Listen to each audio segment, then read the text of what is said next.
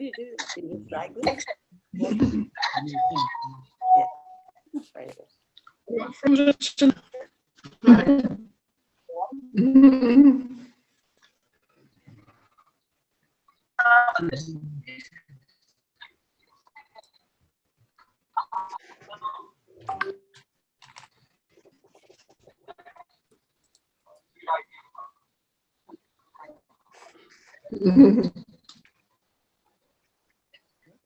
I don't know how all the teams communicate.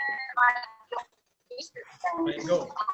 Apart from our team, is anybody missing their team players? I still am at the moment. Well, it's Ronnie and Jen, so that's... Oh, good. They've obviously sorted it out then. I was trying to get them a link. I've got the lockdown loonies. That's a great name. Yeah, I think so. Paisley buddies, haven't got them yet. The Northern Ireland takeover. Well, we've got Woolerton because I saw Woolerton. Oh, Douglas. Could I remind everybody to put themselves their team name, or rather where they're from, with their name if they can. Right. Okay. If you look at the WhatsApp group, you should see the link is on.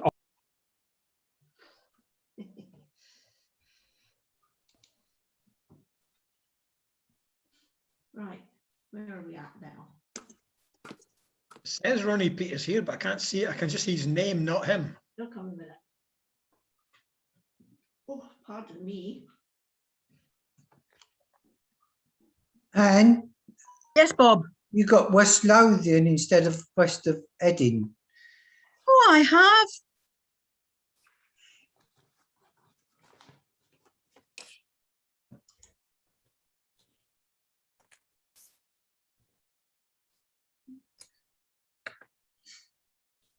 How are we doing? Right. Oh, go and get me a cup of tea. Clouded are arriving. We have the team that just signed it, that just signed on to the group. Ian, I didn't get the link. We have Hector here, so that's one of the people from Ballymena.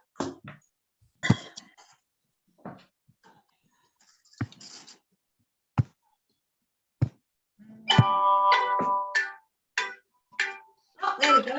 We've got a full air team anyway. We've got Ian, I didn't get the link for tonight's meeting, and I tried previous links and I couldn't get through. Ah, well. You're here now, that's all that matters. That's your team leader's problem. We've got Ronnie in twice. Got Ronnie in one screen that's black and Jennifer that's in the other screen that's the two of you. Well, I know they had difficulty as well. That's the problem. I had. I'll change this one. The email was being sent such a long way away, wasn't it? I know. Shocking. I know. Obviously, it was corrupted mid email, mid ether. I don't see anyone from Paisley. No, they're not here yet. I wonder if they remembered it's at 7, not 7:30. I'll check.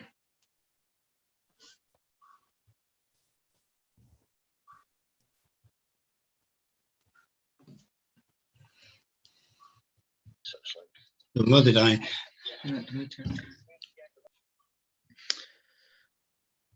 Well, as far as I know, most people are here, but we did have an entry from a team from Paisley who came last month, I think. Yeah. I should have been in the same meeting as one of them this afternoon, but I didn't make it. And we'll give them a minute or two just in case. Linda's trying to contact them to see if they've remembered it's 7 and not 7:30. Who is that? Somebody coming out. Oh, that's Ronnie coming out. That was really disappearing, yeah. We've got 33.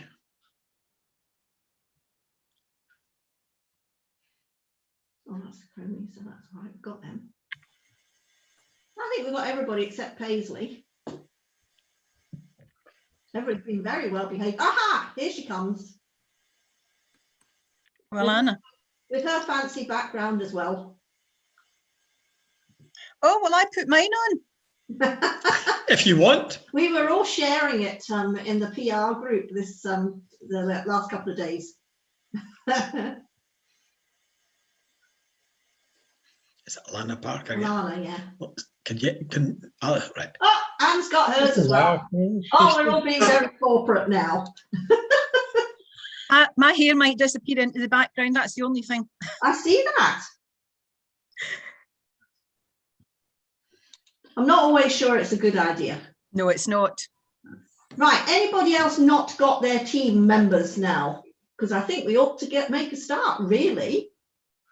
Is it just two of you from Paisley, Alana? Yeah. I'm afraid so.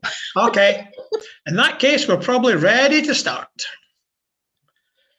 So, welcome everybody. Good to see you all again, and welcome to Ballymena, who are on their first visit to us. I shall now mute everyone. Shouldn't have to unmute myself as the host. Presuming you can still hear me. And so I'll tell you that we have the usual 6 rounds tonight. They will include a picture round and a sound round and something that we've not had before. So I hope you're entertained by it as well as challenged, but not too severely. So I'll start sharing the screen from beginning. And we begin with round 1, which as usual goes around these islands, but it's something different this time. Film locations around these islands. And question 1 is, in which city was the film The Full Monty set? As usual, I'll give you a little while to think about it and to communicate with your team before I move on to the next one. But if I don't leave you long enough, then please let me know and I'll extend that further. So number 1, in which city was the film The Full Monty set?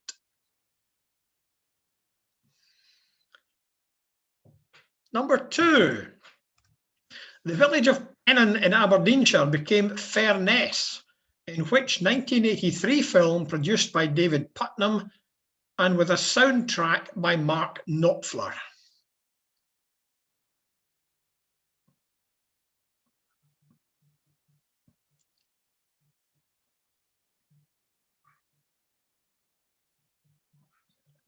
The village of Pennon in Aberdeenshire became Furness, in which 1983 film produced by David Putnam and with a soundtrack by Mark Knopfler.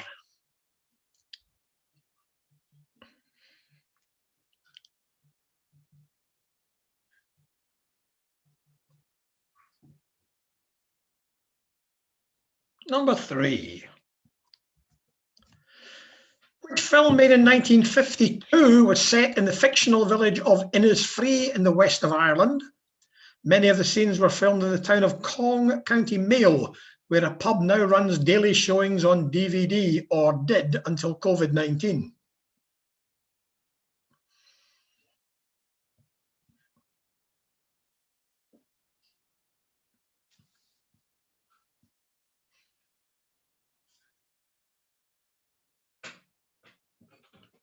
Number 3, which film made in 1952 was set in the fictional village of Innisfree in the west of Ireland?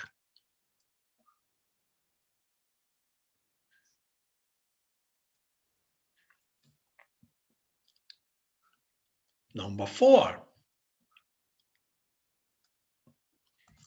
Hugh Grant starred in which film made in Powys in Wales in 1995, based on a story about the real village of Taff Well in Glamorgan and the nearby Garth's Hill.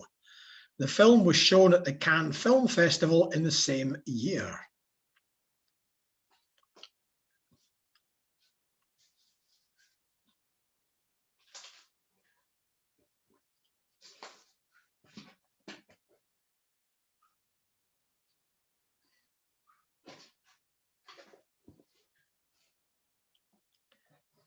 Hugh Grant starred in which film made in Powys in Wales in 1995, based on a story about the real village of Taff Well in Glamorgan and the nearby Garth's Hill?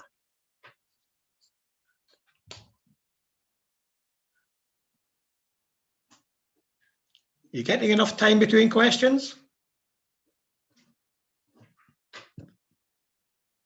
Well, nobody's exploding at me, so I'll assume that you are.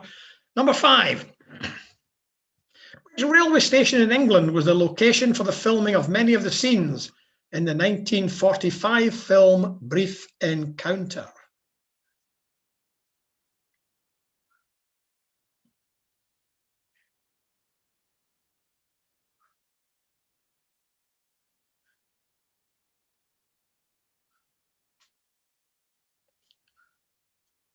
Which railway station in England was the location for the filming of many of the scenes in the 1945 film Brief Encounter?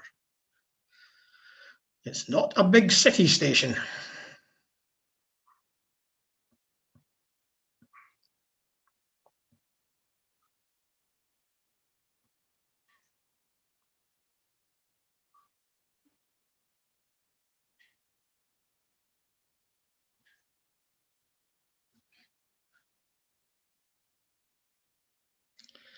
Number 6. Where is the setting for the 1989 film My Left Foot, which led to Academy Awards for Daniel Day-Lewis and Brenda Fricker?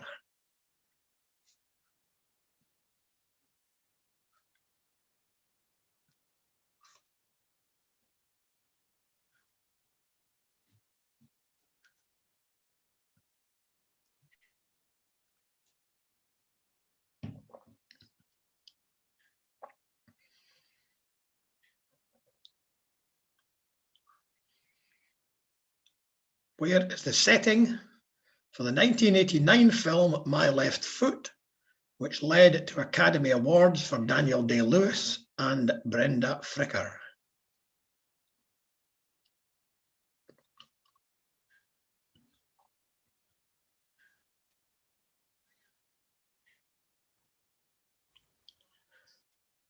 Number 7. In Hitchcock's The 39 Steps, at which famous location does the hero Richard Hannay escape from the train The Flying Scotsman?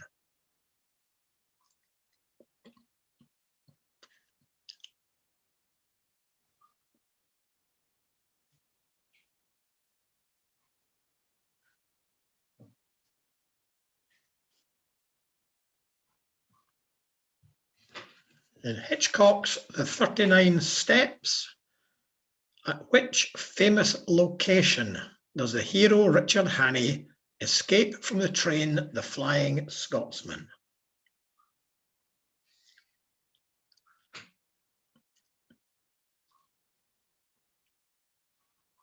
Probably the most famous scene in the film.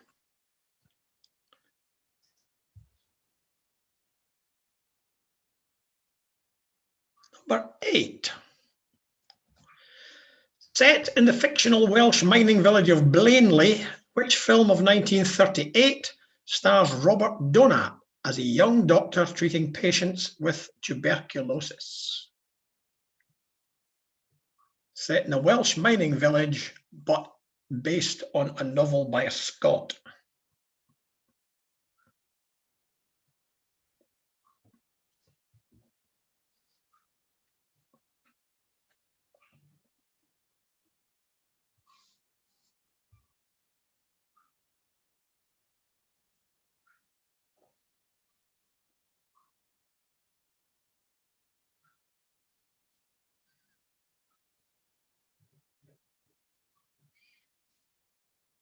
Number 8. Set in the fictional Welsh mining village of Blaenley, which film of 1938 stars Robert Donat as a young doctor treating patients with tuberculosis?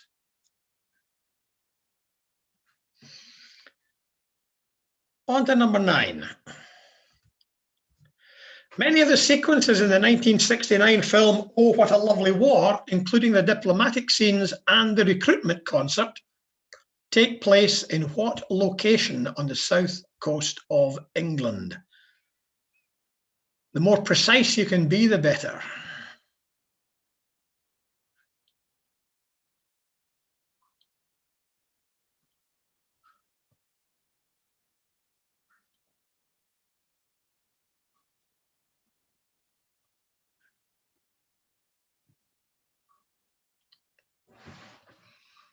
On number 9, many of the sequences in the 1969 film Oh, What a Lovely War, including the diplomatic scenes and the recruitment concert, take place in what location on the south coast of England?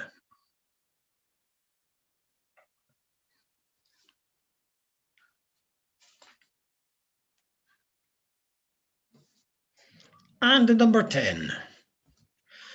Abram Hill High School in Cumbernauld was the location of many of the scenes in which 1981 comedy film? I used to teach at a school just along the road from it, Cumbernauld High School. Abram Hill High School in Cumbernauld was the location of many of the scenes in which 1981 comedy film? Now, as always, and I'll explain this especially for the benefit of the folk from Ballymena, at this stage, I always offer people the chance to hear a question again. If you want to hear a question again, please unmute and I'll read the question again.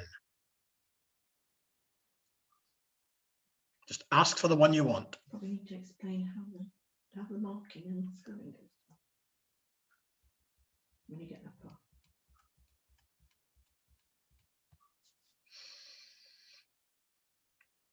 Anyone want to hear a question again?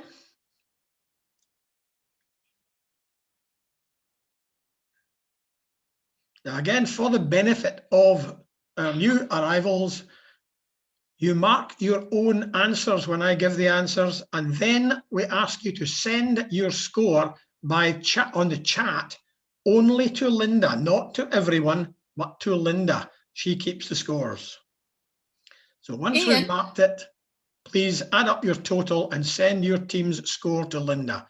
We trust people in this quiz. It's a bit of fun, and we are all U3A, so we are honourable people.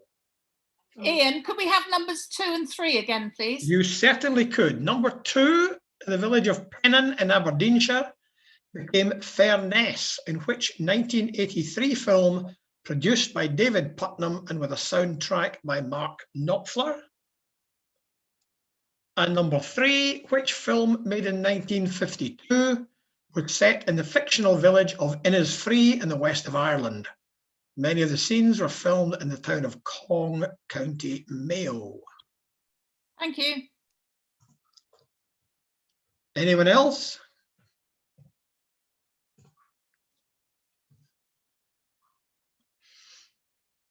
Are we ready for me to give the answers then? Yes, no? Anyone want more time? If you want more time, please unmute and tell me you want more time. If you're ready, we'll just go. Can you read out number 9 again, please? Oh, yes, certainly. Number 9, many of the sequences in the 1969 film Oh, What a Lovely War, including the diplomatic scenes and the recruitment concert, take place in what location on the south coast of England? If you've seen the film, you may remember Maggie Smith as the singer trying to entice soldiers to join the army.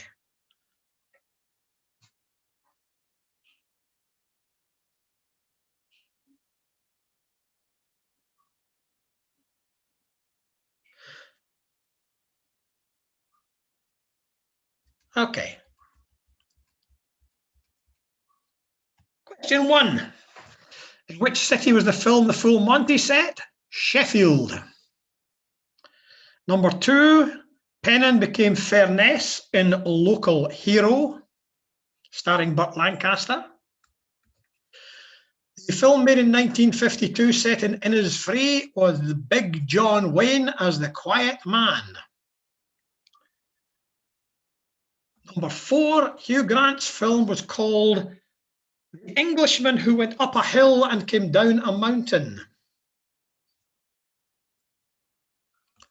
Number 5, the railway station in England, the location for this, you'll actually find that if you travel through it, there is actually reference to it on the station. It's Carnforth in the Lake District. And the film is shown on constantly in the station, the platform. Very good. Number 6, My Left Foot was set in Dublin. Number 7, 39 steps. Richard Hannay escaped on the Forth Bridge. Number 8, the Welsh mining village with Robert Donat as a young doctor. The film was called The Citadel, based on a novel by A.J. Cronin. Number 9, be very precise, this took place at Brighton West Pier. But if you got Brighton, I'll be quite happy to take Brighton as your answer. And number 10, Gregory's Girl was the film that was shot at Abram Hill High School, now demolished, by the way. So, Was it not between two schools, Our Lady of Lourdes and Abram Hill?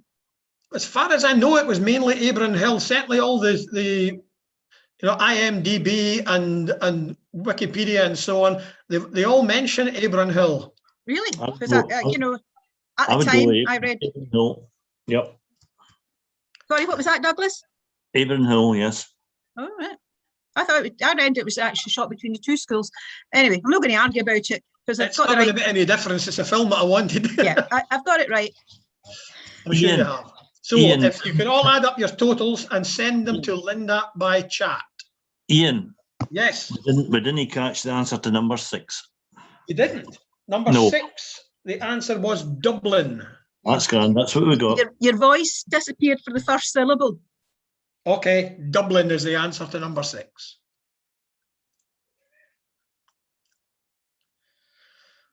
So I'll wait for Linda to confirm that she's receiving the answer. I am, but I've got a blooming cat in the way, which is not helping.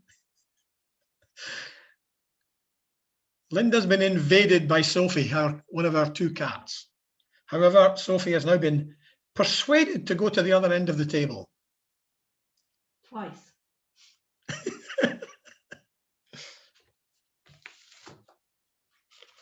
Not most of them, I think. Anyone still to send you them?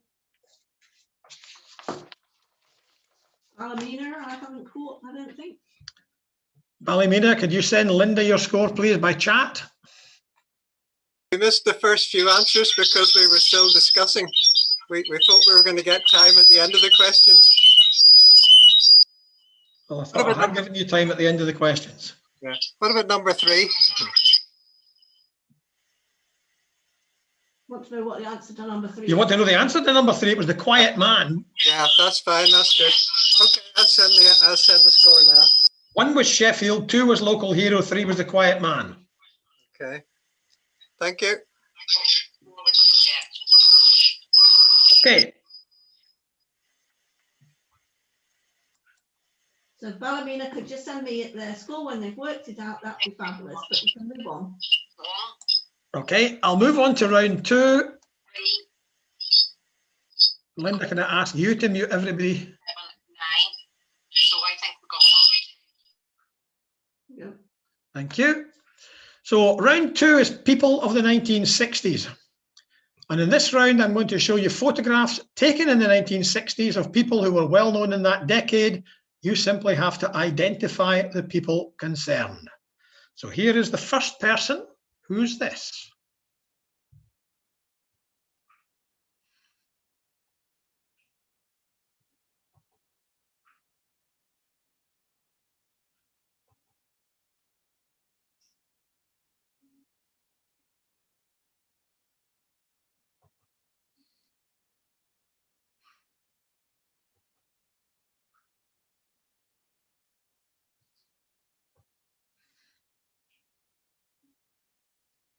Number 2, who is this?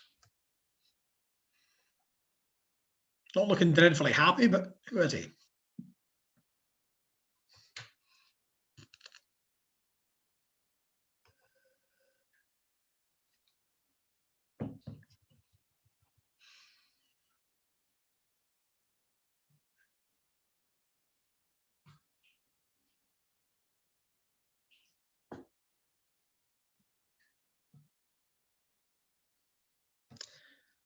Number 3, who have we here?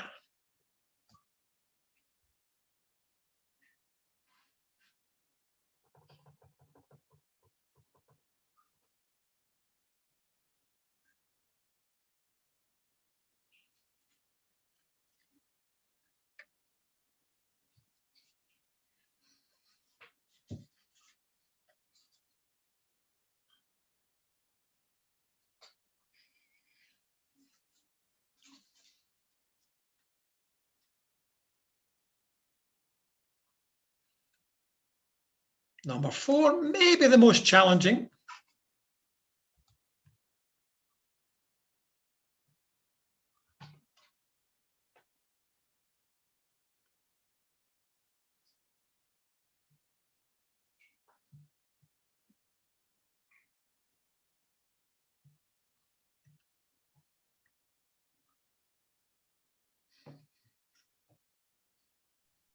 Can you go a wee bit slower, please, Ian?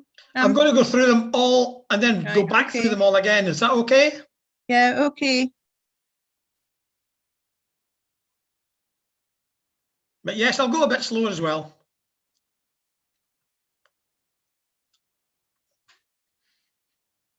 Let me run back to the beginning. There's number 1.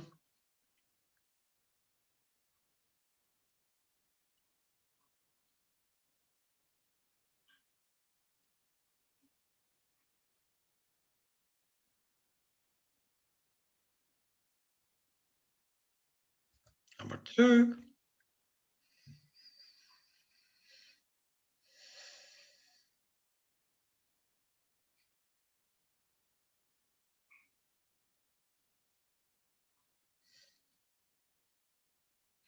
Number 3.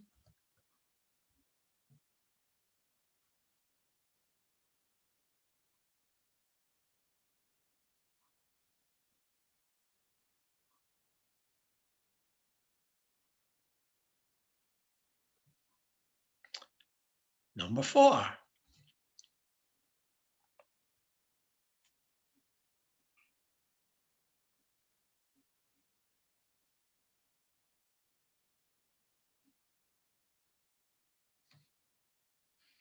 Here's number 5.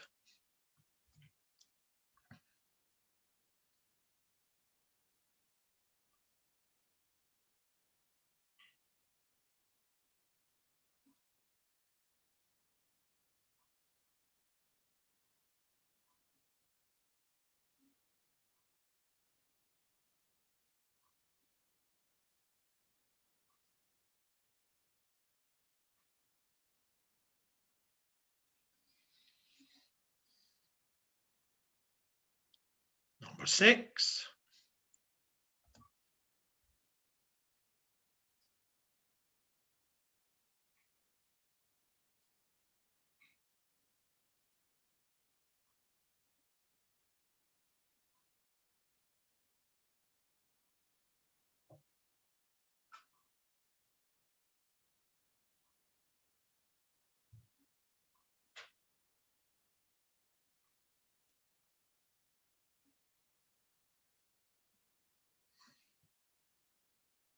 Seven.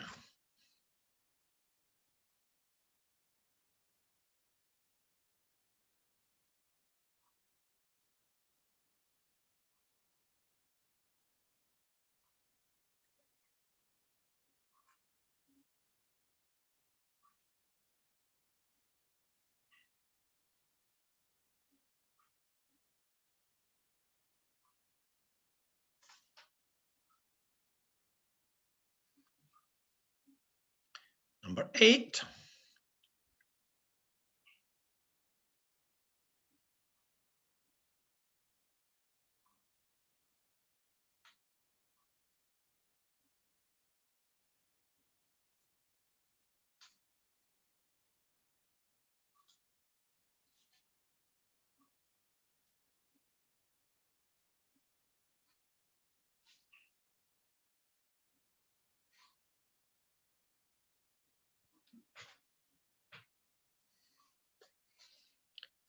Number 9.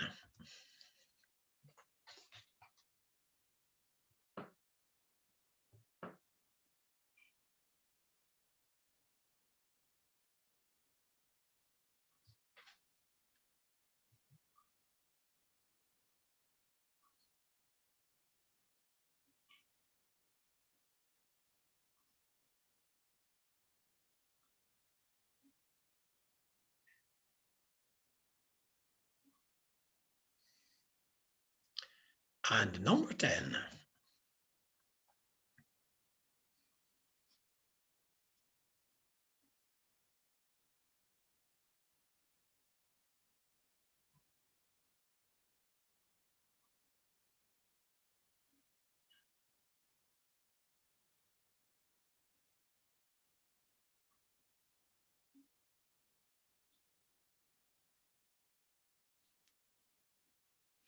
Okay, I'll flick back to the beginning and just run through them all again one more time. 1, 2,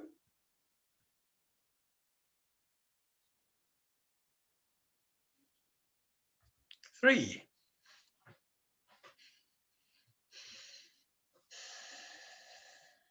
4,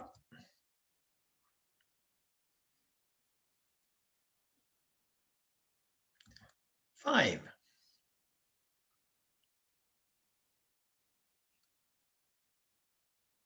6,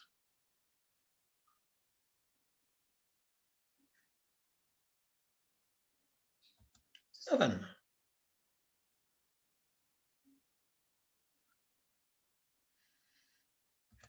8,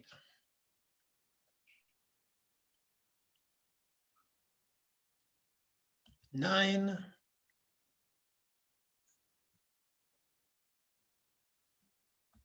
and 10.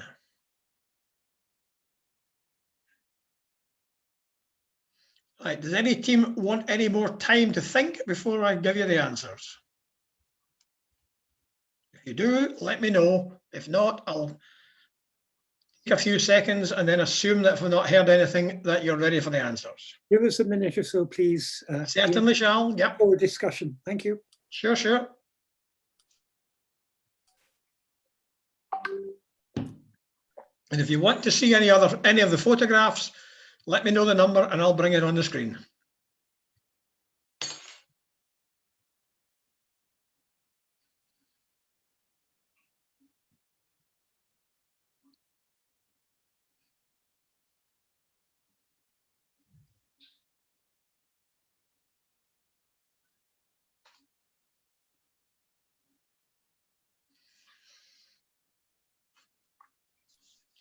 Sure, have a look at that next.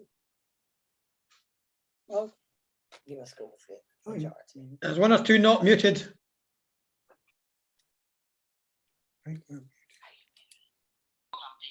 Ian, can you show us number 8 again, please? Certainly.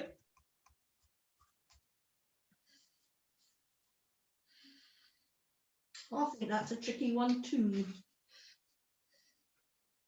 Yeah, when I showed it to Linda first, she guessed the wrong name. I think I didn't get the wrong one about 3 times before I got the right one.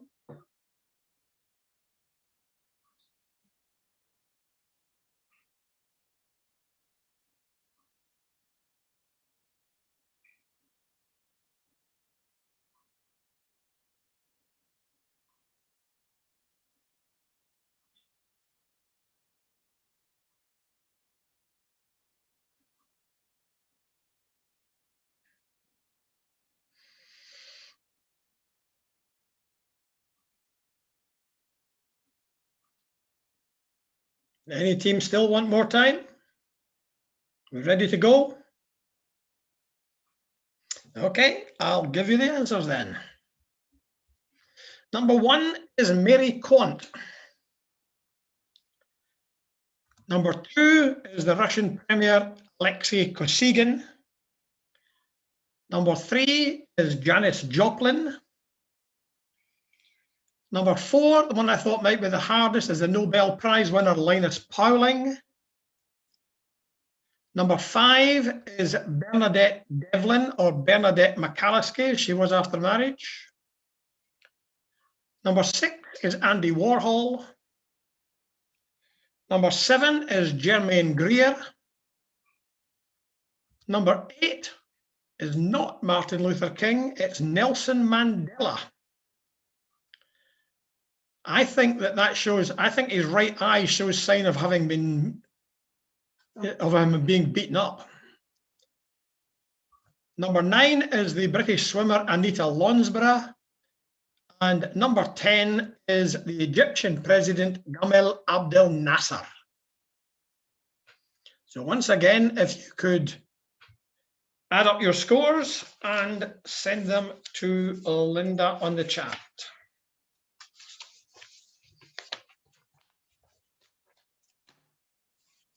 And now things get complicated for me. I'll have to stop sharing the screen for the moment because it's now going to be the sound round. Well, I'll let you see what the heading for the sound round is first. It's called All You Need Is Love. And in this round, I'm going to play clips from songs with the word love in the title and give you the year of each one's release. Just name the song. I'm not looking for the artists, just name the song. I'm not ready yet. Okay, neither am I.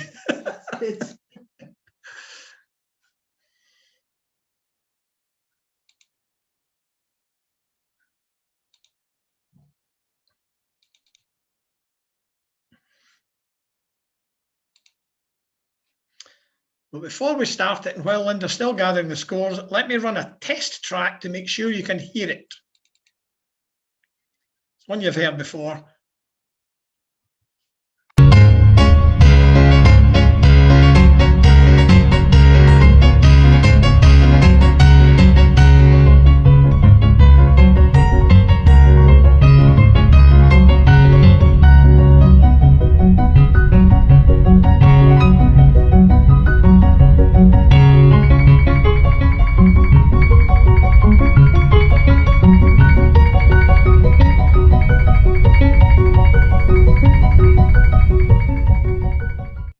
So can everyone hear that?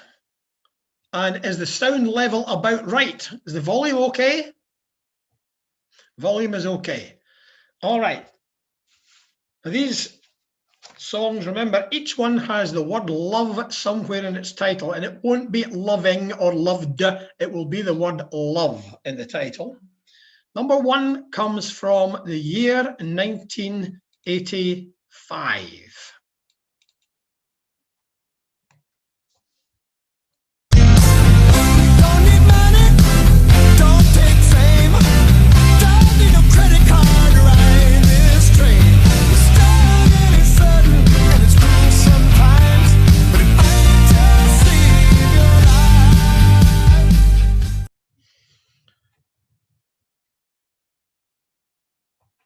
Okay, I'll play it again for you.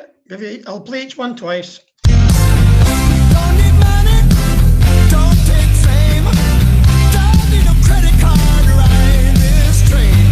The start is sudden and it's cruel sometimes, but it might just save your life. And that is one of several tracks in which the very next words that are sung are the title. I'll give you a moment to think about that one, and then I'll play number two.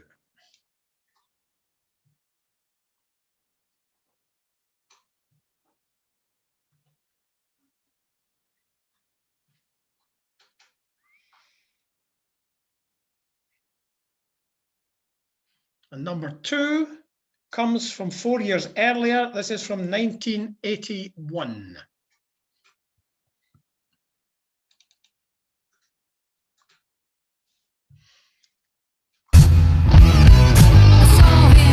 There by the record machine, I knew he must have been about 17. He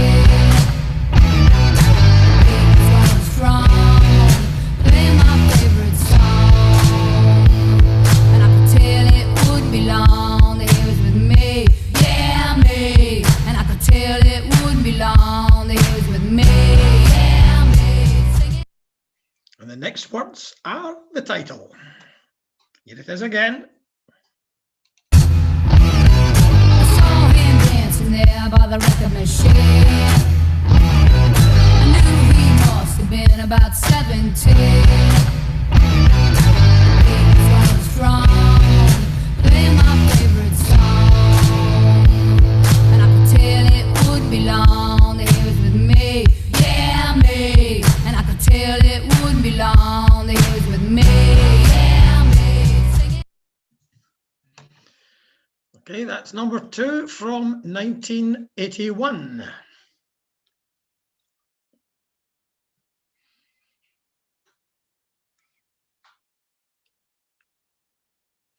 Number three is by far the earliest of them. It was actually 1952.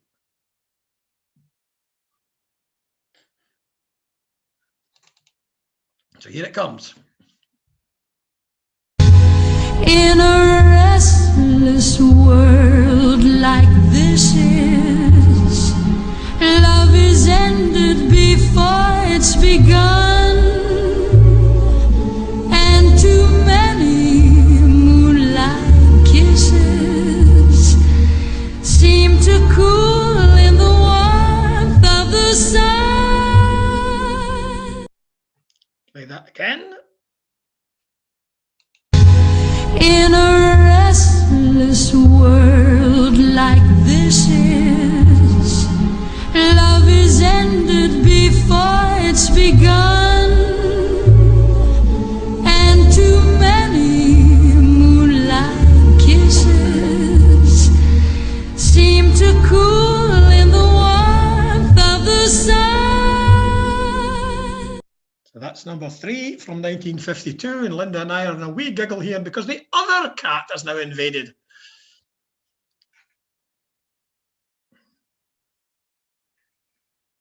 And is looking quite bemused by the whole thing.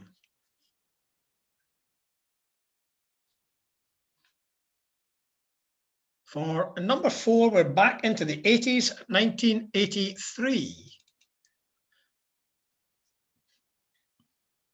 I'm usually strong, but I'm feeling so weak. It wells up inside me.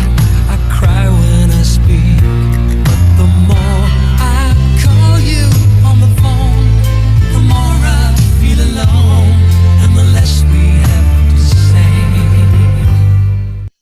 Linda said that one was for Douglas. However, I'll play it again, and the one thing I'll tell you is that this was actually written by someone who was better known for the Wombles, but actually was a really good songwriter. It was a Mike Batt song, but he's not the singer. What's the name of the song? I'm usually strong, but I'm feeling so weak. It wells up inside me. I cry when I speak, but the more I call you on the phone, the more I feel alone, and the less we have to say. Okay, that's number 4 from 1983.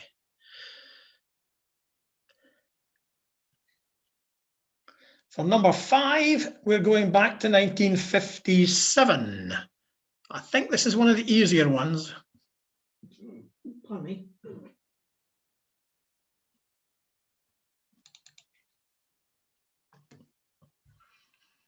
There goes my baby with someone new. She sure looks happy, I sure am blue. She was my baby till he stepped in. Goodbye to romance, that might have been. And again, I'll replay that. There goes my baby with someone new.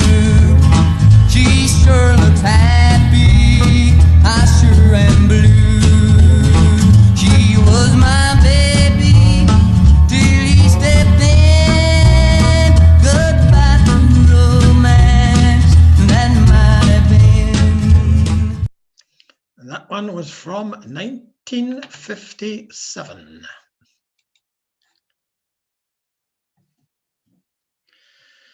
Number 6 is just a few years later, from 1964.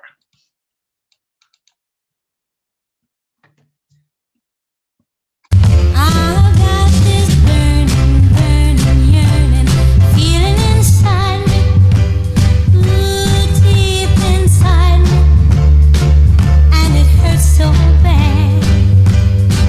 You came into my heart. Again, I'll replay that. I've got this burning, burning yearning, feeling inside me, ooh, deep inside me, and it hurts so bad. You came into my heart. It's quite tricky getting a bit to record from that one, because even when the lead singer's not singing it, the backing group are chanting the title quite a lot. That was from 1964. Number 7 is by far the most recent, which is 1997. So let's hope you were listening in the 90s.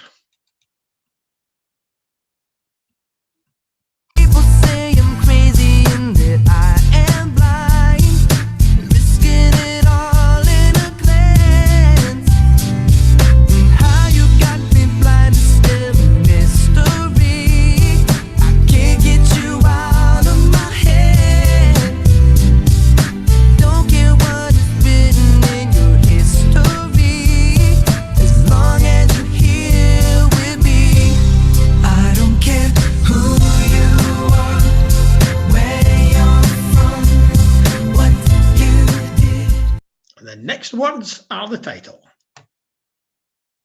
Here it is again. People say I'm crazy and that I am blind, risking it all in a glance. How you got me blind is still a mystery. I can't get you out of my head. Don't care what is written in your history, as long as you're here with me. I don't care who you are, where you're from, what you did. It's from 1997.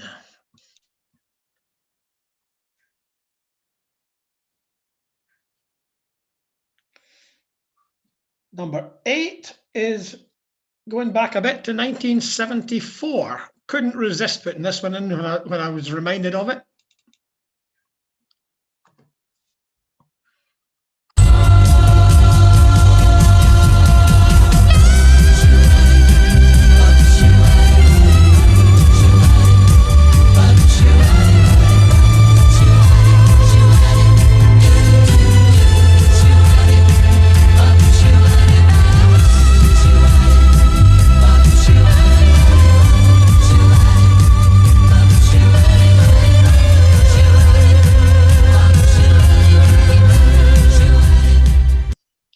Glam rock rules, eh? Here it comes again.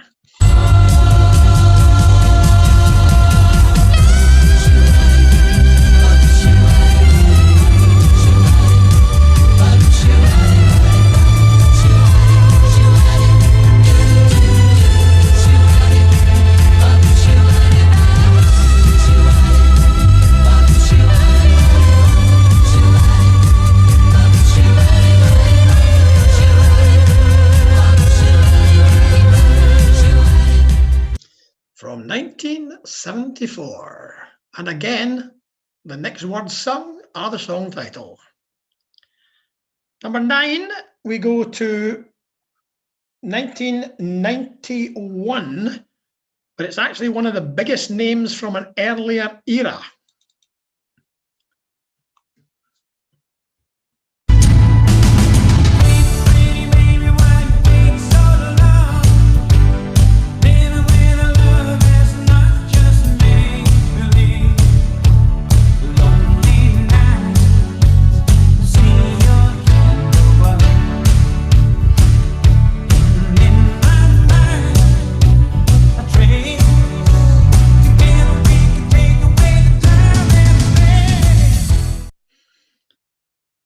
And I'll replay that again.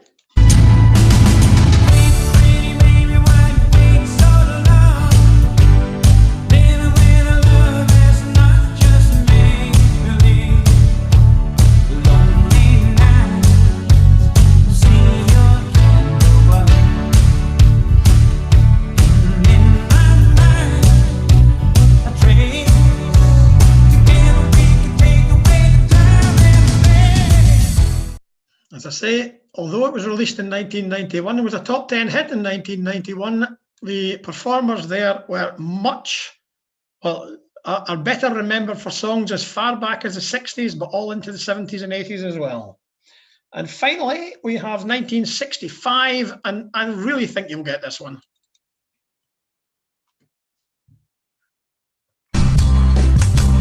I have waited a long, long time for somebody to call mine, and at last he's come along. Baby, oh, nothing can go wrong. We meet every night at 8, and I don't get home till 8. And here is a second time. I have waited a long, long time for somebody to call mine, and at last he's come along. Baby, oh, nothing can go wrong. We meet every night at 8, and I don't get home till 8. Okay, that's the 10, and that one was from 1965. If anyone would like to hear any of them a third time, let me know, please. Just unmute and ask for the number.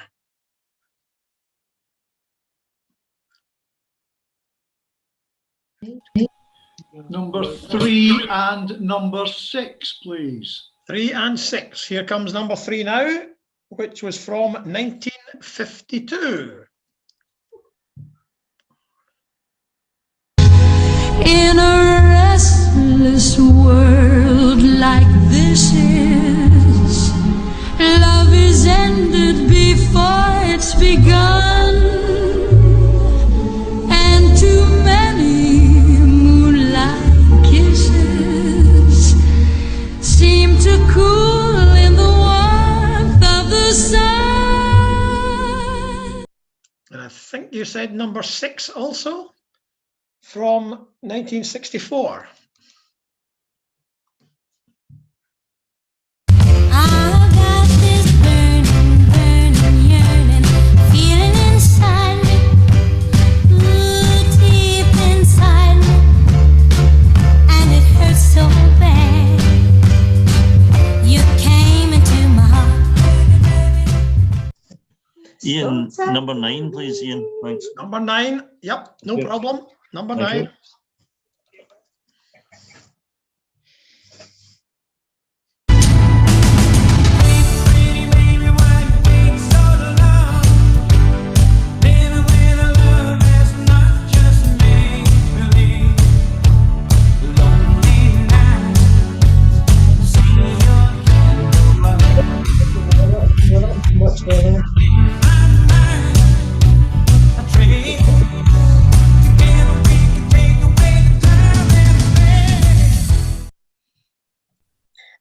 Could I have number 2, but Ian, please? Good. Here it comes. And 7. Number 4, please. 2 and 7. Okay. And 4. 4, please. Saw him dancing there by the record machine.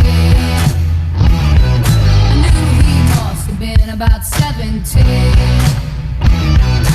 He was strong, playing my favorite song, and I could tell it wouldn't be long that he was with me, yeah, me. And I could tell it wouldn't be long that he was with me, yeah, me. Singing. That's number 2 from 1981 and number 7 from 1997. People say I'm crazy and that I am blind, risking it all in a glance. And how you got me blind is still a mystery. I can't get you out of my head. Don't care what is written in your history, as long as you're here with me. I don't care who you are, where you're from, what you did. Now that was one of the biggest boy bands of the 90s, but Know who's singing it?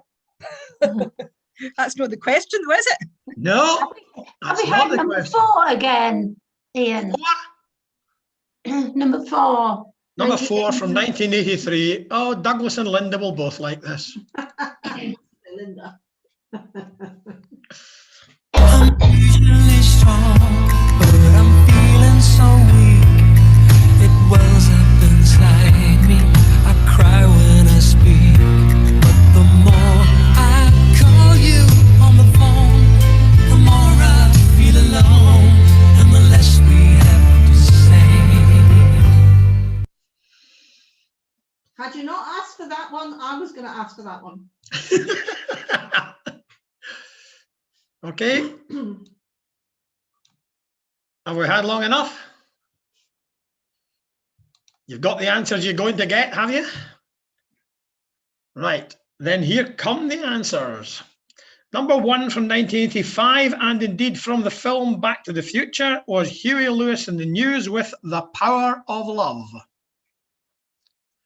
Number 2 from 1981 is Joan Jett and the Blackhearts, I Love Rock and Roll. Number 3, it's maybe not the best known version, Nat King Cole's is better known, but that was Doris Day singing When I Fall in Love. Number 4, well, given the clues, everybody should know it was Cliff Richard singing Mike Batt's song, Please Don't Fall in Love. Number 5, which nobody asked to be repeated, and I'm not surprised because everybody will get this one. It's Bye Bye Love by the Everly Brothers. Number 6 was the Supremes with Where Did Our Love Go? Number 7, did you know it was the Backstreet Boys? If you did, you might also have got the fact it was As Long As You Love Me. Number 8, which nobody asked for to be repeated, was Sugar Baby Love by the Rubettes. And interestingly, the guy who fronted the band on Top of the Pops was not the person who made the recording. He was miming on Top of the Pops because the artist who actually sang the song was offered the chance to join the Rubettes on stage, but declined to do so. So they had to get somebody else to do it for them. Number 9 was the Bee Gees, no less, with one called Secret Love, not the same song as was done in the musical many years before. And finally, 1960. Calamity Jane. Calamity Jane, quite right. I once actually was the stage manager for a school production of that. 1965's song was Sandy Shaw with Long Live Love. Now, shall I share the results? yes, I think I was going to ask Linda. Linda will now share us the scores of the first 2 rounds while I stop sharing my screen so I can restart sharing the other one. But here come.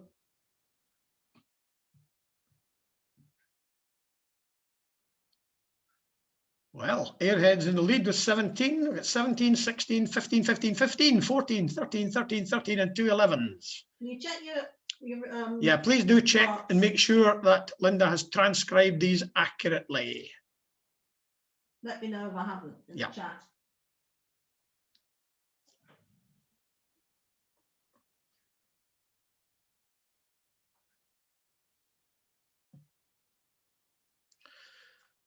Okay, I shall now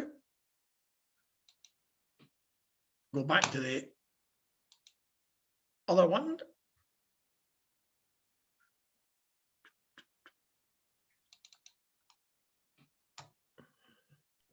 And we'll move on to round 4, which I've called high fives. We haven't had a round like this before, though Linda and I are quite used to it in one of our local pub quizzes. So in this section, this round, there are only 2 sections of this round, and in each one you have to give the high 5 concerned. So there are 5 answers to each of 2 sections. I'll be giving you probably 5 minutes between each one to discuss your answers. Okay, the first one, section 1, according to the Food and Agricultural Organization of the United Nations, what are the top 5 milk producing countries in the world?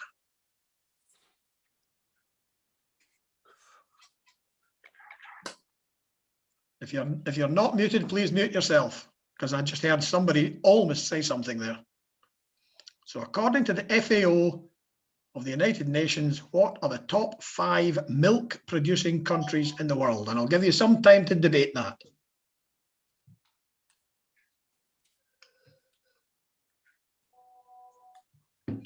Both sections relate to drink of some kind, in this case milk.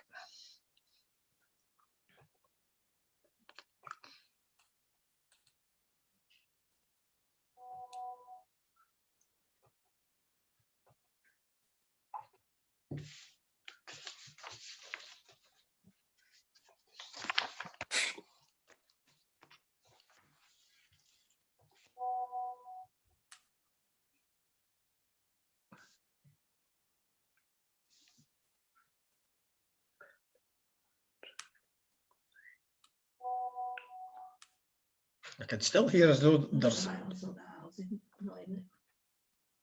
can't hear any voices, but I'm getting electronic sounds.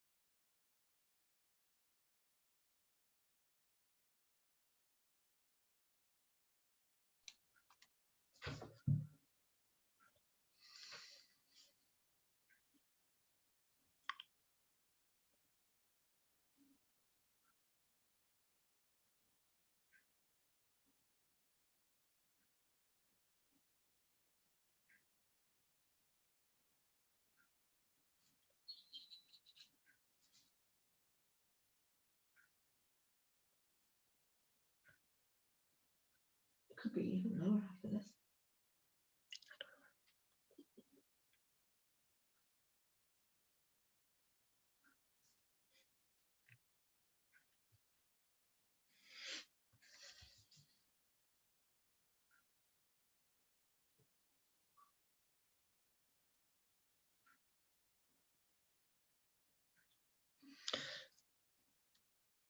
Okay. If we're ready, I'll move on and give you a look at section 2, which is again according to the FAO. What were the top 5 wine exported countries by value of wine exported in 2019? If we'd done it by volume, it would have been actually the same 5 countries, but in a slightly different order. So again, according to the FAO, what were the top 5 wine exporting countries by value of wine exported in 2019? And again, I'll give you some time to think of that. Mute.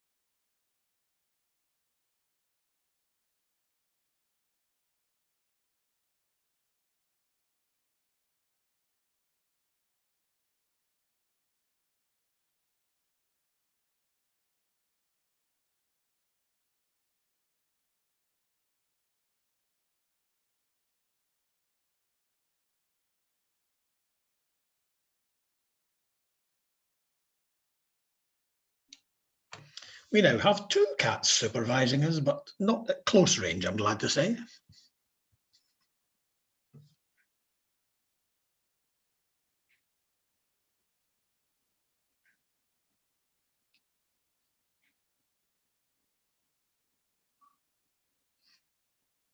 So in this round, we're looking for the top 5 milk producing countries, and in 2019, the top 5 wine exporting countries by value of wine.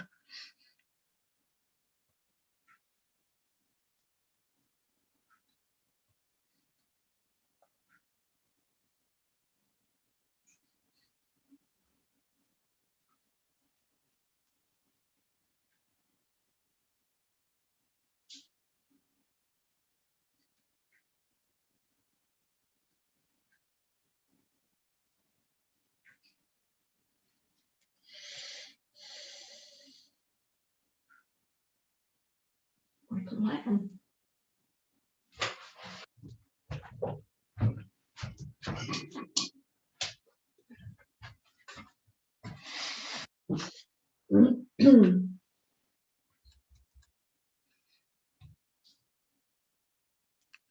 Are we ready for the answers, or do you need more time? Just unmute and say more time, please, if you need it. More time. Ian, can I just ask, what's the arrangement going to be? Do you get a point for each answer? That's or correct. do you only get it if you got all 5? No, 1 point for each correct answer. Right. Okay. And I'm not expecting you to get them in order. Well, that's just as well. That would be severe and harsh.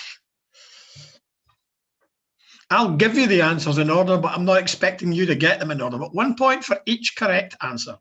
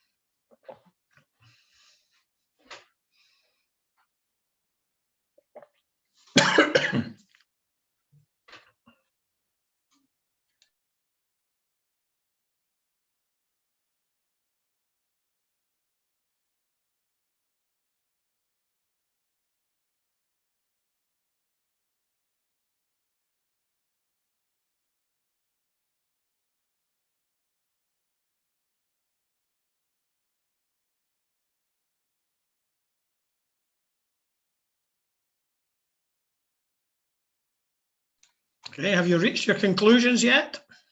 Are we ready for me to give you the answers?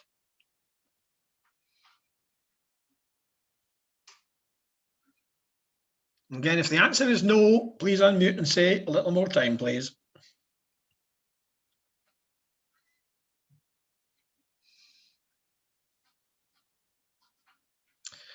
Okay, I'm not getting anybody saying that. Therefore, I'm assuming that teams are ready to the answers, and I'll give you the top 5 milk producing countries in the world, starting with number 5.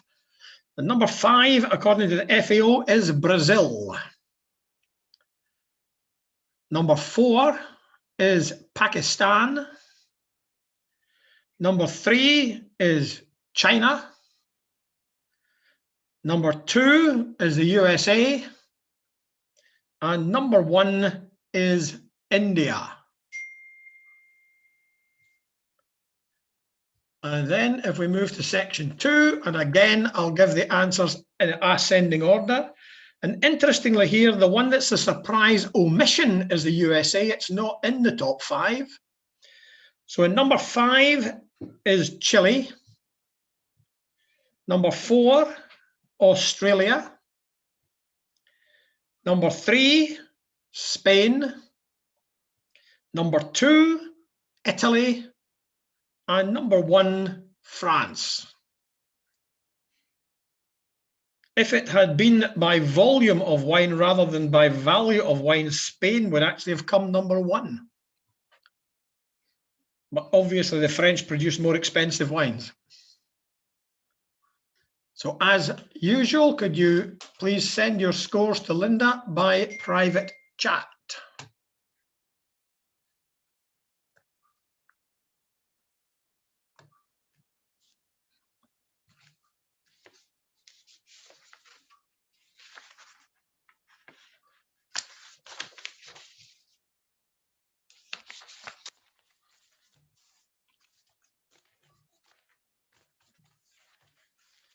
So far, we've had a kind of combination of film and geography.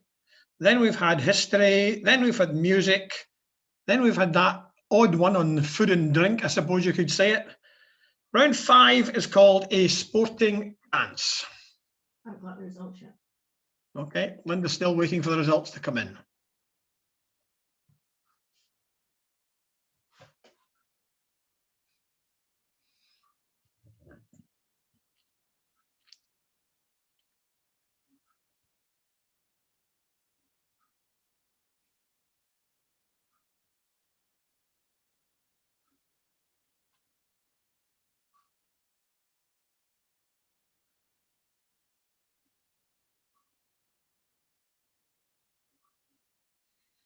In that last round, 10 points available, 1 for each correct answer in each section.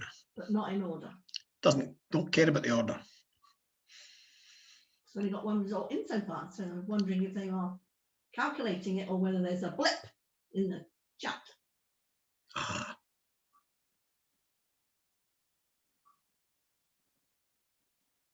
We're making sure we're sending your scores in to Linda by private chat, not sending them to everybody. Not going to everybody anyway. She's only got one score in for round 4 so far.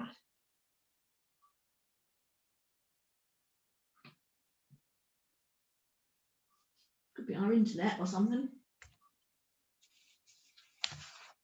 You got mine, Linda? No, I've only got one so far. Well, I've definitely sent mine and it's gone. Right, fair enough. It must be the internet, maybe just having a wee blip. Have you got Guildford's? No, I've only got one, and that's from Woolerton so far. Oh, so, Guildford, I sent mine. Oh, coming in now. It's okay. They're coming in now, Linda says. That's fine. Something must have delayed them in the transmission. Okay, so round 5, we're going to have a motley assortment of sporting questions. Question 1. In April 2021, mute all please, Linda. Sorry.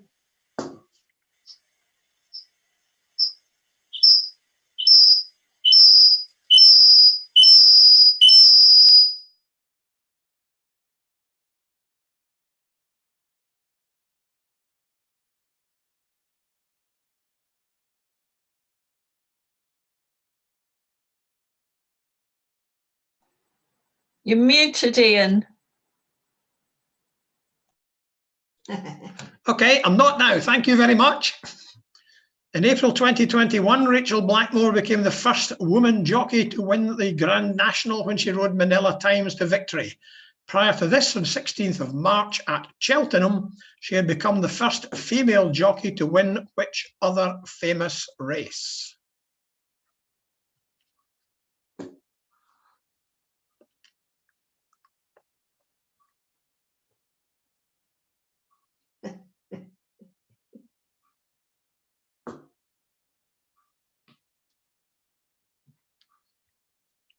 April 2021, Rachel Blackmore became the first woman jockey to win the Grand National when she rode Manila Times to victory. Prior to this, on 16th of March at Cheltenham, she had become the first female jockey to win which other famous race? Number 2, which is the only major golf championship to be held on the same course every year?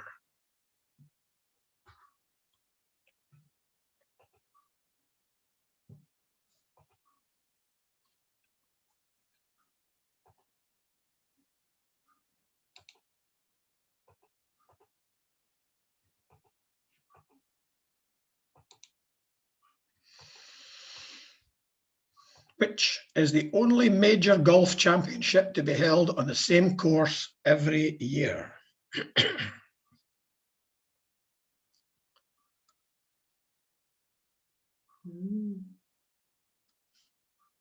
Number 3. In which sport has Eve Muirhead led her team to 2 European Championships and 1 World Championship, as well as captaining Team GB to the Olympic bronze medal in 2014? In which sport has Eve Muirhead led her team to 2 European Championships and 1 World Championship, as well as captaining Team GB to the Olympic bronze medal in 2014?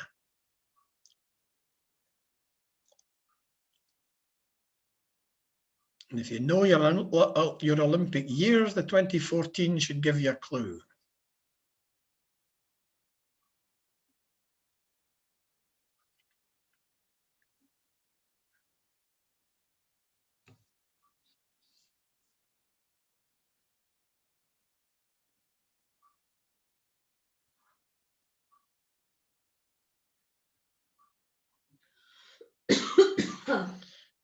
Number 4. In which European capital city does a footballing derby take place between Budapest FC and Ferencváros FC? In which European capital city does a footballing derby take place between Budapest FC and Ferencváros FC?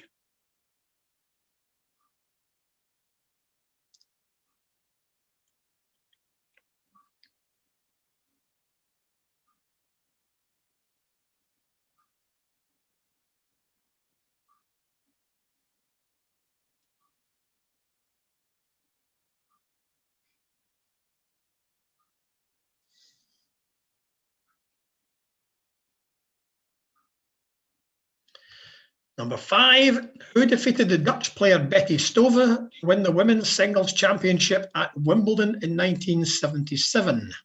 This was, of course, the year of the Queen's Silver Jubilee, and it was very famous for that reason. Who defeated the Dutch player Betty Stove to win the Women's Singles Championship at Wimbledon in 1977?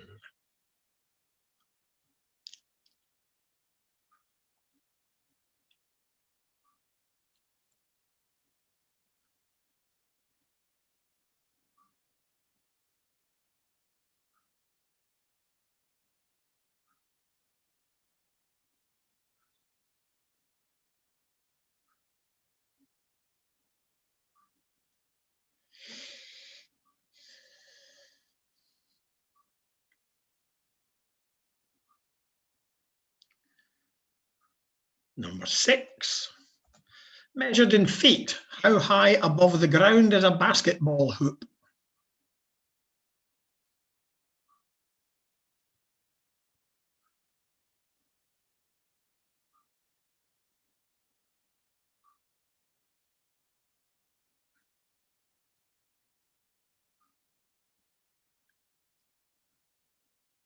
Number 6, measured in feet. How high above the ground is a basketball hoop?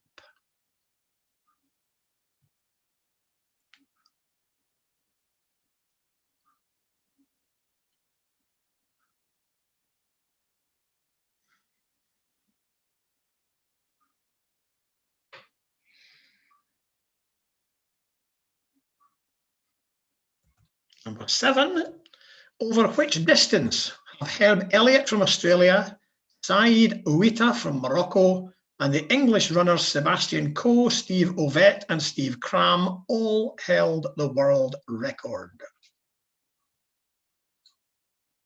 In athletics, we are not talking Formula One driving or something.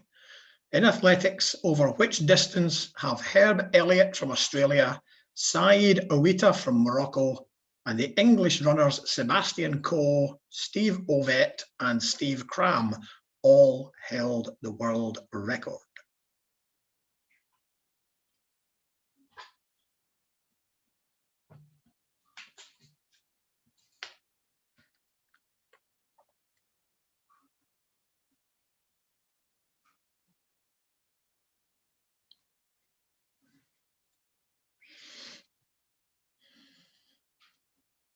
Number 8, Zimbabwe defeated Australia in 1983, Kenya defeated the West Indies in 1986, Canada defeated Bangladesh in 2003, and Ireland defeated England in 2011 in World Cup competition.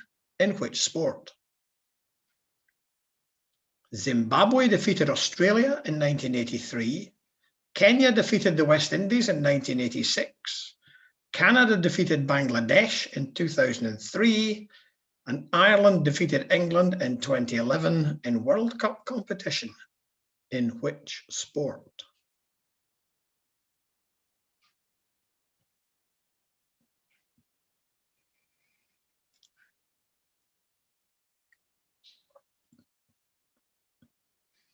All of these being surprising results, of course.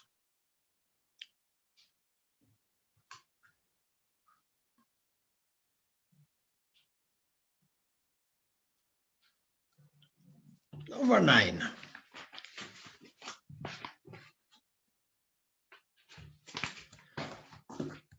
In which sport have Vera Časlavská of Czechoslovakia in 1964 and 1968, Yelena Shushanova of the Soviet Union in 1988, and Carly Patterson of the USA in 2004 been Olympic gold medalists? In which sport have Vera Časlavská of Czechoslovakia, 1964 and 68, Yelena Shushanova of the Soviet Union, 1988, and Carly Patterson of the USA, 2004, been Olympic gold medalists?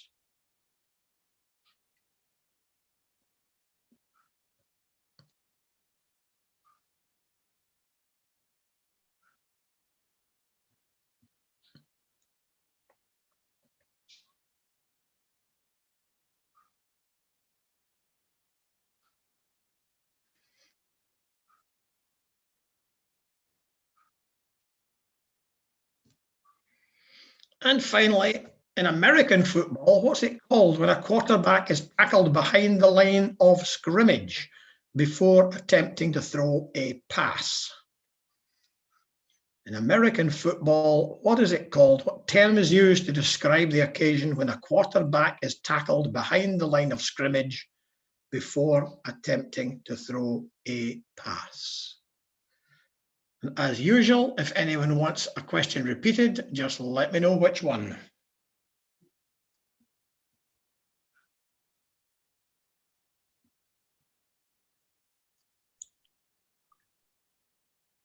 Can we have the Steve Cram and those again, please?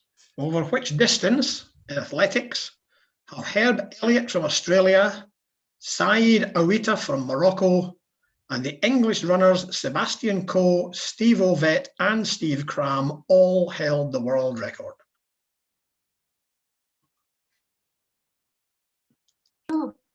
Can we have 10 again? Because you took it off before we checked There you go. it out. In American football, what is it called when a quarterback is tackled behind the line of scrimmage before attempting to throw a pass? What is said to have been done to the quarterback?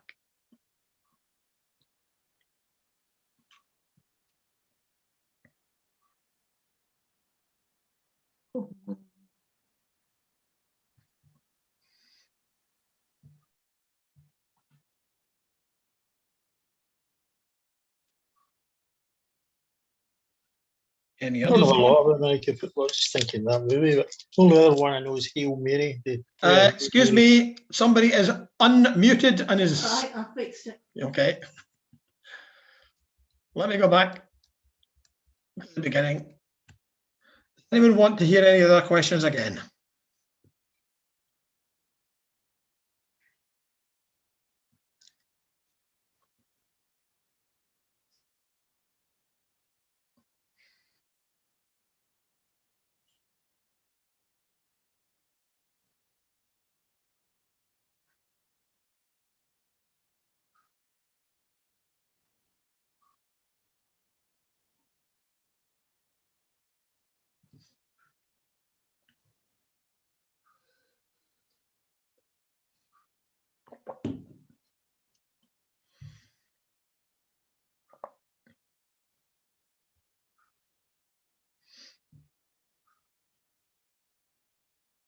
Yeah, very Scottish colour. I'll almost run out.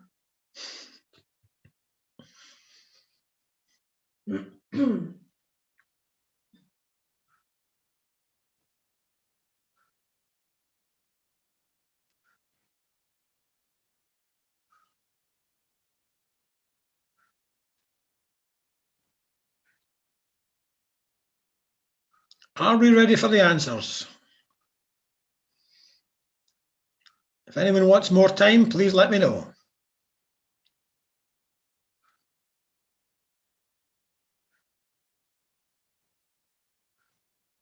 Looks as though we may be ready then. So, question 1. In March at Cheltenham, Rachel Blackmore became the first female jockey to win the Champion Hurdle. Number 2, the only major golf championship to be held on the same course every year is the Masters at Augusta. Number 3, Eve Muirhead. Now the clue here is 2014, which means it's a Winter Olympics, and the sport is curling. Eve Muirhead has led her team to 2 European Championships and 1 World Championship, as well as captaining Team GB to the Olympic bronze. Number 4, the European capital city in which this footballing derby takes place is Budapest in Hungary. Number 5, it was the English player Virginia Wade who beat Betty Stova to win Wimbledon in 1977. Number 6, in feet, basketball hoop is 10 feet above the ground. And apparently that was purely coincidental. The guy who invented it hung a hoop on the only available place, and it happened to be 10 feet above the ground. Number 7, the distance over which all these athletes have held the world record is the 1500 meters. In the early 80s, Coe, Ovett and Cram were easily the 3 best runners in the world and were knocking off the world records from each other. Number 8, the World Cup competition in which all these victories took place was a World Cup cricket. Number 9, these ladies were all Olympic gymnastic champions. In fact, they were all-round champions, not just individual event champions, but all-round champions. But gymnastics is the answer I want. And a quarterback is tackled behind the line of scrimmage. It's called a sack. The quarterback. Ian, yes. Well, if it's the Gold Cup. Can you tell me who was the earlier woman to win the Cheltenham Gold Cup? I don't know the answer to that, no. But I believe Rachel Blackmore was the first person to win the Cheltenham Gold Cup. She may have been, but she didn't do it on the 16th of March this year. Yes, she did. She won it on Manila Indo. I'll have to double check that one. But in the article I looked on her, about her, it mentioned her winning the champion hurdle. It She did not. that. She was the champion jockey at Cheltenham this year. Yes, she was the won champion 9. jockey at Cheltenham, but I don't think she won the Gold Cup. How many bottles of wine do you want to bet on it? I don't want to bet anything on it. But the article, the 2 or 3 different articles that I read on it said that she was the champion jockey and that she won the champion hurdle. Yes, I agree. Mention the Gold Cup. Okay, well, I'll hold that one open. Hold that one in reserve. We'll check it up in between rounds. Okay, you're right. You're right. She won the most races at Cheltenham, but she didn't win. She didn't win the Gold Cup that year. She came second. Okay, I'll accept that if you say so. Who won it? Thank you very much. Well, as usual, could you add up your scores and send them to Linda by chat? And then we'll take a little pause to allow Linda to bring us up to date with the scores after the first 4 rounds. Aye. Well, yeah, if you've got the 5th one as well, why not?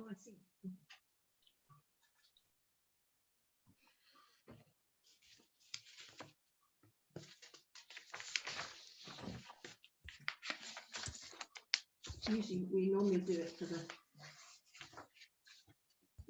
last round, don't we? Mm-hmm. Maybe we don't. Can't remember. Yeah, we can do. So we'll just pause till Linda's got these scores and can show us the latest scores for the rounds 1 to 5.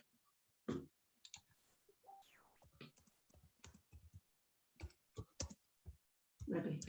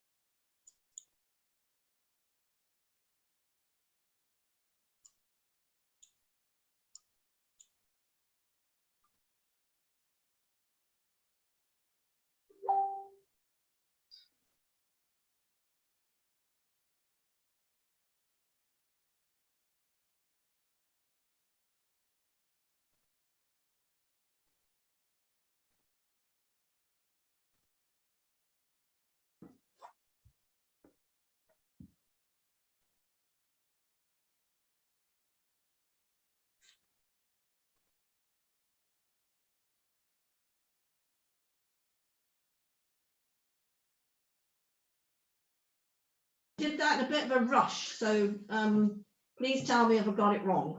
So Lockdown Looney is now 1 point ahead of the Airheads, with Comber Spuds 3rd and Causeway Giants 4th. Some very impressive scores in the sports round. Some pretty good scores in round 4 as well. And by the way, I have just checked, and the Cheltenham Gold Cup this year was won by Manila Indo, but the jockey was Jack Kennedy. And Rachel Blackmore on A Close Tard was 2nd. Agreed, Ian. Unfortunately, Rachel Blackmore normally rides Manila Indo, and she got on the wrong horse this year. Agreed. Apologies. Who owes who the wine now? Anyway, is that all correct? It looks correct. I'll double check when we come off. And just to let you know, of course, David, you will know that the owner of both horses was the same. Sorry, the trainer of both horses was the same person. So Henry de Bromhead. That's the one, yeah. So have you checked to make sure your scores are recorded accurately? I'll double check, but they look right. Okay, I'll need to start sharing my screen again. And we go on to the final round, which as always is general knowledge. So random selection of stuff from across topics. And here we go. His work inspired by natural forms, which architects' major works are to be found in Barcelona. His work inspired by natural forms, which architects' major works are in Barcelona.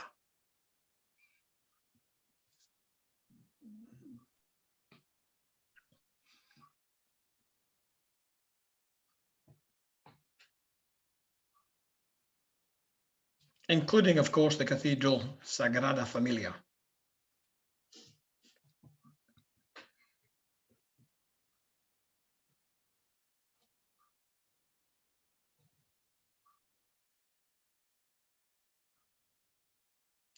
Number 2, called the Hellespont by the ancient Greeks, what is the modern name of the strait that links the Aegean Sea to the Sea of Marmara?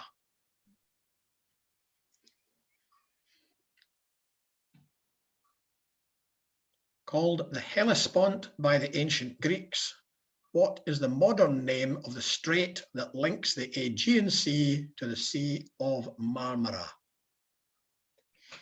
Runs up one side of the Gallipoli Peninsula.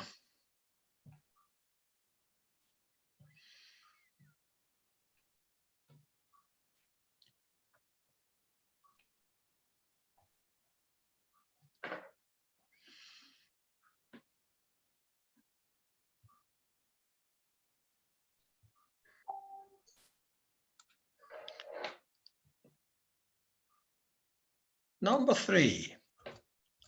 Which poem begins and ends with these lines? 'Twas brillig, the slithy toves did gyre and gimble in the wabe. All mimsy were the borogoves, and the mome raths outgrabe. Which poem begins and ends with these lines? 'Twas brillig, and the slithy toves did gyre and gimble in the wabe. All mimsy were the borogoves, and the mome raths outgrabe.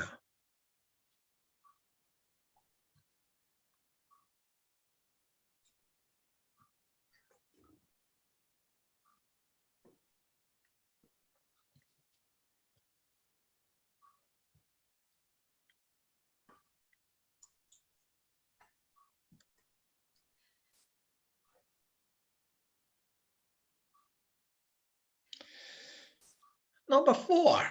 Before gaining fame as the first people to achieve powered flight, what trade did Orville and Wilbur Wright follow? Before gaining fame as the first people to achieve powered flight, what trade did Orville and Wilbur Wright follow? They ran their own business in it.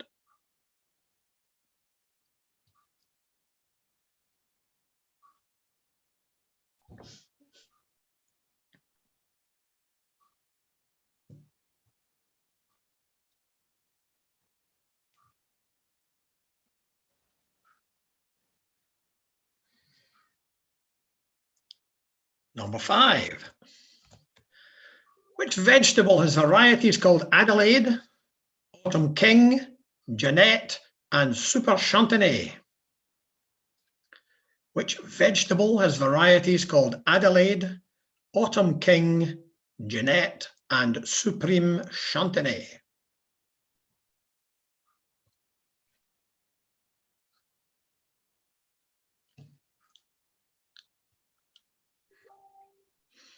I don't know whether I've ever eaten Adelaide, Autumn King, or Jeanette, but I've certainly eaten Supreme Chantenay.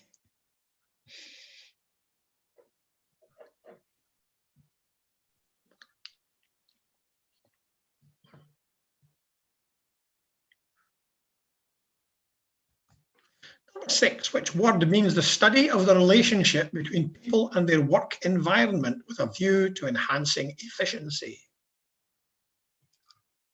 Which word means the study of the relationship between people and their work environment with a view to enhancing efficiency?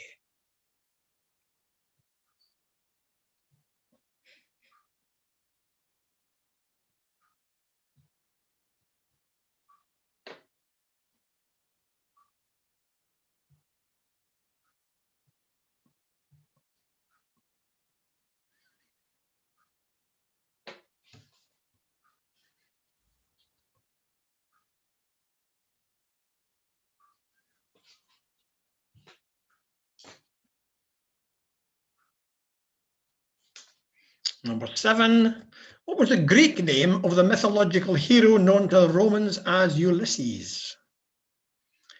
What was the Greek name of the mythological hero known to the Romans as Ulysses?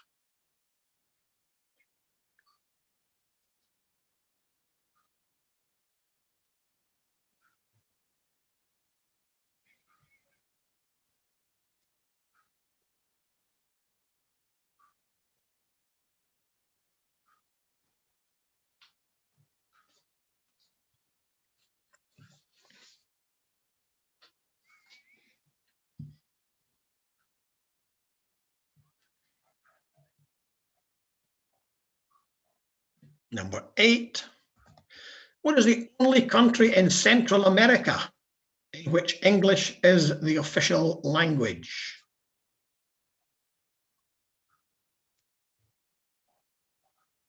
Please note, we are not talking Caribbean islands here. There are many Caribbean islands with English as the official language, which is the only country on the mainland of Central America in which English is the official language.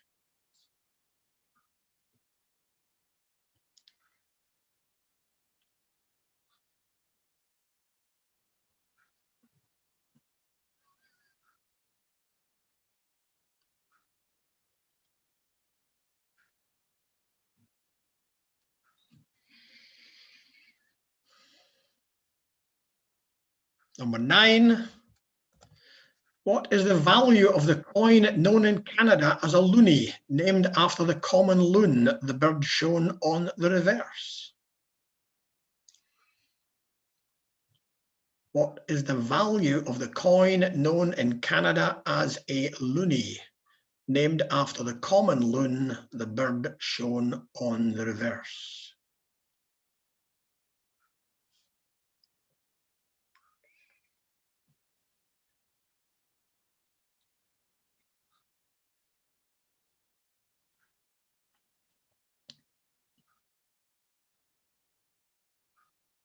And we finish tonight with chemistry. If a substance undergoes the chemical process of sublimation, what happens to it?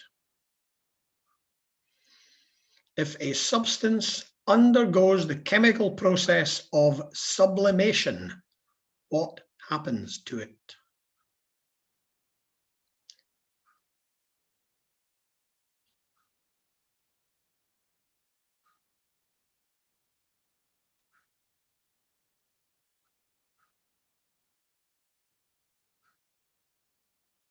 And as always, if you would like a question repeated, please give me the number and I'll repeat it.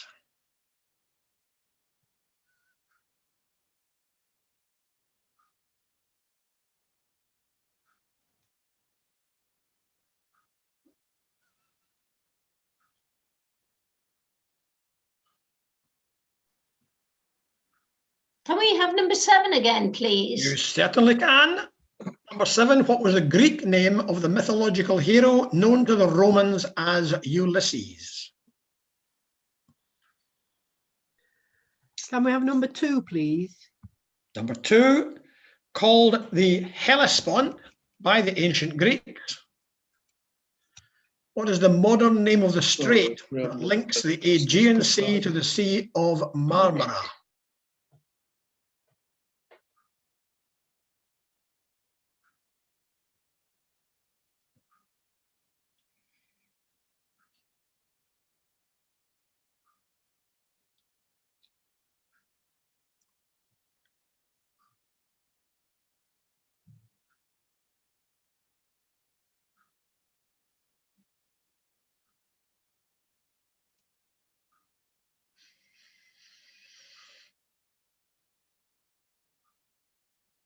Any others anyone would like?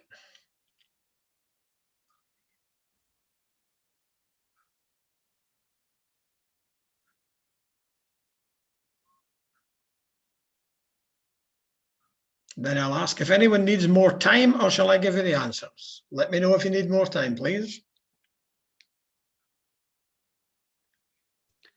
Sorry, Ian, could we have number 6, please? Certainly.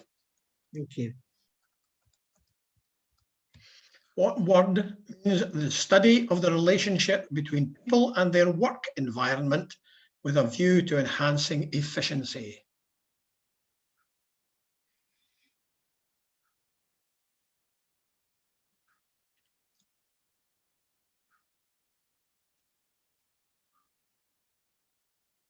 Became all the rage for a while, especially among managers.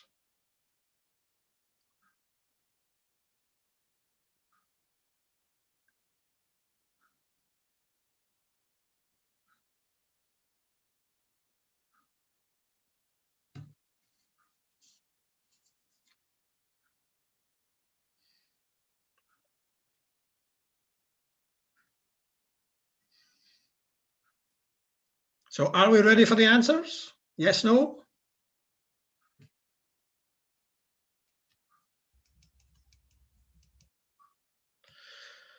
Okay, number 1, his work inspired by natural forms. The architect whose major works are in Barcelona is Antoni Gaudí. Number 2, the modern name for the Hellespont is the Dardanelles. Number 3, the poem with those lines is Jabberwocky by Lewis Carroll. Number 4, Orville and Wilbur Wright were bicycle mechanics. Number 5, the vegetable is the humble carrot. Number 6, this word that means a study between people in the work environment is ergonomics. Number 7, Ulysses in Roman to the Romans, Odysseus to the Greeks.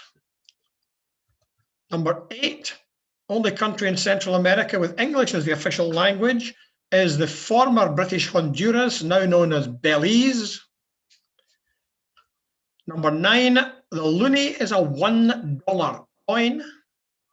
And number 10, if a substance undergoes sublimation, it goes straight from being a solid to being a gas without going through a liquid stage, as if ice became steam immediately without becoming water. So it goes straight from being a solid to a gas without passing through a liquid stage. So once again, could you tot up your scores? I'll stop sharing and we'll get Linda to give us what may or may not be the final scores. It was a very close after round 5.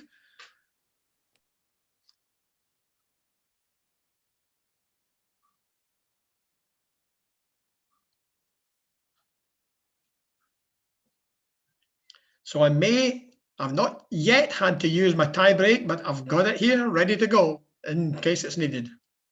Tell them they can unmute them. Yeah, Linda's saying you can unmute if you wish now. There's no purpose to being muted anymore. So it's up to you. If you want to say something, feel free. Ken Bruce has been using a lot of tie breaks. What, in Popmaster? Yes. Uh-huh. Missed that because I'm not often in the car at that time of the day nowadays. I used to listen to it quite a lot, but I've only heard it once or twice in the last couple of months. I tend only to have the radio on in the car rather than in the house. Uh-huh. I miss Terry Wogan. Well, don't we all? But, you know. Especially last Saturday night watching Eurovision. You didn't. We did. Yes, we watched it. We decided to watch it for a change. Serves you right. I haven't watched it Enjoyed some of it. about 40 years. What was that? I haven't watched it in about 40 years. Same Yes, here. When it turned political and nobody in Europe The liked voting's Britain. blatantly political, but I mean, I don't care about that. I watch it. it's just for the show. Yeah. It was a good show, but the worst song won. Oh, absolutely. Oh my God, it was awful, wasn't it? It was. I like rock music. I'm a rock chick, but I couldn't stick that. That was awful. I like Portugal. I thought it was nice. I like Portugal as well, but I tell you what, I also liked Spain when they came second bottom. I know. I liked Spain too, but the UK didn't deserve to come bottom. That was awful. That was political. It wasn't a wonderful song though. But there was worse songs than that. Definitely worse songs. I mean, Nobody loves us. Yeah, No. but the other thing is Eastern and Western European Have different style of tastes. music are so totally different. Yeah. Are you ready for our There was one sounded like a Oh. chant. Oh, it was awful. Linda is ready with the scores. Here we go. Yep. Wow. Hey. Now, these are very good scores. Everybody. Remember, 60 is the total possible. So the lowest score there at 36 is what, 60%. And the highest score, 51. 51 out of 60 is a very creditable score. Superb. So Airheads first, Comber Spuds and Lockdown Loonies joint second, Causeway Giants fourth, West of Erin fifth. Again, just check your scores, Must be a please. messy eater then. Just check your scores and make sure that Linda has recorded them all accurately and that nobody's going to say, oh, we actually got more than that. Superb, aye, superb. So no matter what your score was, I hope you enjoyed the quiz. It was a wee bit different to usual with the high fives one. It was lovely. But I hope you all enjoyed it anyway. That's the main thing. That's what we do it for. Good, yep. Enjoyed it. That was quiz number 12. Yeah, that was quiz number 12. We've been doing this for that's a full year now. Yeah. Yeah. Well, it's not. It's quiz number 12. The first one was in June last year. So Well, that's That would be 12 a is a full year. year. Yep. 12 months is a year, Ian. Ian. You aren't a mathematics. You're a historian, not a mathematician.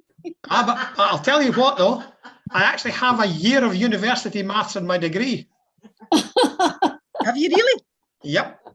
So I gained my mathematical experience in the working place, bank and civil service benefits and national insurance.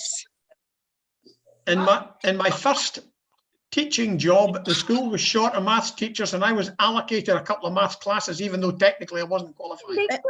That happened in my school as well. I mean, obviously we're talking, you were still at school when I was at school, but it happened in our school. We had no geography teachers, and the two people who taught geography were actually history teachers. I had an art teacher who, I don't know what her subject was, but she didn't teach art. Well, when I was asked to take these two classes, basically I was just babysitting them. The teachers were leaving them work and I was just supervising. No, we didn't even have that. I mean, this was permanent in our school. Anyway, I'm going to write this up for the whatever, the magazine or whatever, because I think we've done very well doing it for a year. So. Yeah. So thank you all for your loyalty. It's been great. And most of you have been here all year as well. Yeah. Is that Tam, Linda? You mean? Yeah, whatever, we'll take it. I never know what to write. You three in Scotland magazine will take it. If I'm still the editor, the next one. Did you write about this the last time, or was it? Never mind. Can't do many, thank you. But this Thank is you very much. UK-wide. Another good quiz. Thank Before you. everybody goes, please note that the next quiz will be on Wednesday, the 30th of June. What? The feedback, Ian, we can't hear you. Yeah, I don't know where the feedback came from. No, the next quiz will be Wednesday, the 30th of June. By coincidence, the very last day of June is a Wednesday. Right. Thank you. Wants to come back, of course. Thanks, Ian. That was great. Yes. Ian and Linda. Good night. Thank you. Great. Thank you. Bye. I have had a classical music round before, but we can certainly do another one. Thank you, Ian and Linda. Bye. Thank you. Thanks. Bye. Bye-bye. Thanks. Good night. Good night, everybody, and well done. Bye. Thank you. Bye. Thank you. Bye-bye. Oh, yeah. Suggestions for themes for rounds always welcome. Just send them to us on email.